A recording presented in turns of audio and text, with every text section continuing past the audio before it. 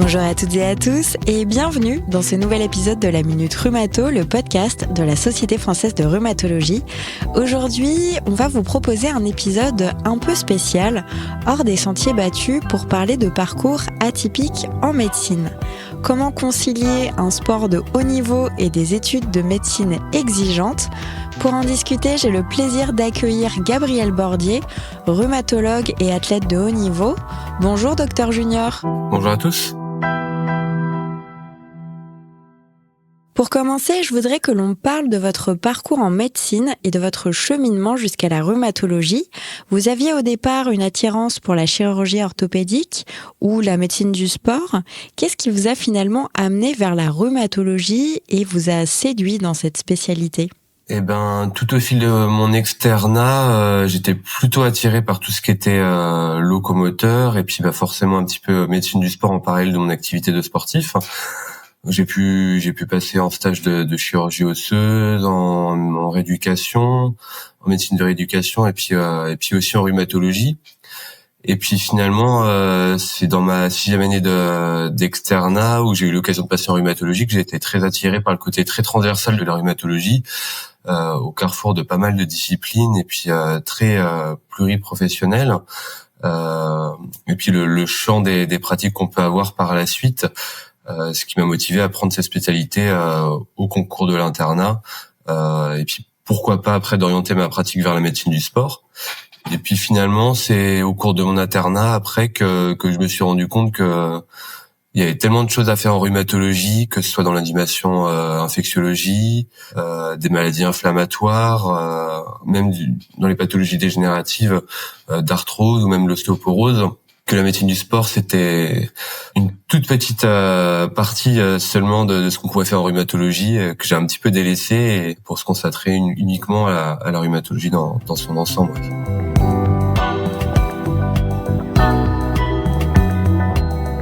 Vous êtes rhumatologue, mais également athlète de haut niveau. Je voudrais en savoir plus sur votre discipline sportive et votre engagement. Combien de sports pratiquez-vous par semaine et comment parvenez-vous à concilier cette exigence avec celle de la médecine, que ce soit aujourd'hui ou pendant vos études ? Alors moi, je pratique la marche athlétique, donc c'est une discipline de l'athlétisme que je pratique depuis que j'ai 10 ans. Alors là, aujourd'hui, j'ai 28 ans, ça fait quelques années que j'en fais à haut niveau déjà depuis le lycée. Je participais déjà au championnat de France et puis arrivé en première année de médecine, j'ai laissé un petit peu de côté le temps de passer le concours et tout de suite je m'y suis remis en 2e année. Et sur la faculté de médecine d'Angers, j'ai tout de suite eu des interlocuteurs qui m'ont répondu favorablement pour avoir des aménagements et pouvoir pratiquer ma discipline en parallèle de la faculté. Et donc ça m'a permis d'avoir des aménagements, de pouvoir me libérer un petit peu de temps en dehors des cours pour pouvoir m'entraîner. Et le fait d'avoir des stages à mi-temps au cours de l'externat à Angers, ça m'a permis de me libérer facilement du temps pour m'entraîner. C'est sûr qu'après, entre les cours, les stages et l'entraînement, où je m'entraîne quotidiennement pendant 1h30 à 2h, ça fait des journées bien remplies, mais quand on s'organise bien, on arrive à trouver un petit peu le temps de tout rentrer dans l'agenda. Alors ça fait des journées où des fois je m'entraînais de 19 à 21h le soir. Et c'est plutôt le fait de s'entraîner tous les jours qui accumule un petit peu de fatigue, mais il faut bien s'organiser et ça rend ça possible. Quand on est motivé, quand on aime ce qu'on fait, on arrive à trouver le temps de faire les choses.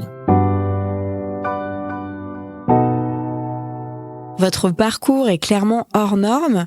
Est-ce que vous avez eu des modèles ou des figures inspirantes qui vous ont aidé à trouver cet équilibre ? Alors dans cet équilibre, pas forcément, parce que c'est vrai que des sportifs de haut niveau qui pratiquent la médecine en parallèle, j'en connaissais pas avant de me lancer dedans.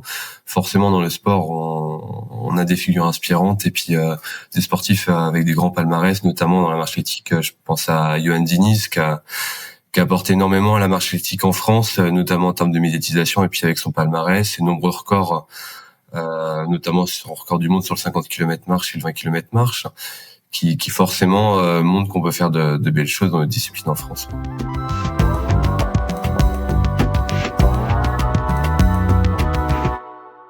Aujourd'hui, avec le recul, quel message aimeriez-vous transmettre aux jeunes qui souhaiteraient concilier sport de haut niveau et médecine ?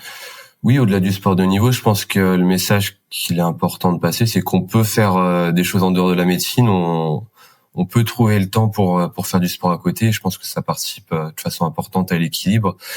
Les journées à l'hôpital, elles sont souvent stressantes et exigeantes, et avoir une activité à côté, c'est très important pour décharger un petit peu, pour déstresser et avoir des activités à côté, ça bénéficie également aux deux. Et donc tous ceux qui voudraient se lancer dans cet équilibre de sport de niveau et médecine, c'est possible. Il faut pas hésiter à rencontrer notamment sa faculté pour discuter d'aménagement, de choses. Il y a des choses qui sont possibles. Et si j'ai pu le faire, tout le monde peut pas forcément le faire au même niveau peut-être, mais au moins essayer et se lancer dans ce beau cursus. Merci beaucoup pour ce témoignage inspirant. Votre parcours montre qu'avec passion, organisation et détermination, tout est possible. Au revoir. Chers auditeurs, j'espère que cet épisode vous a plu. N'hésitez pas à vous abonner à la Minute Rhumato sur vos plateformes d'écoute préférées et à nous retrouver très bientôt pour un nouvel épisode.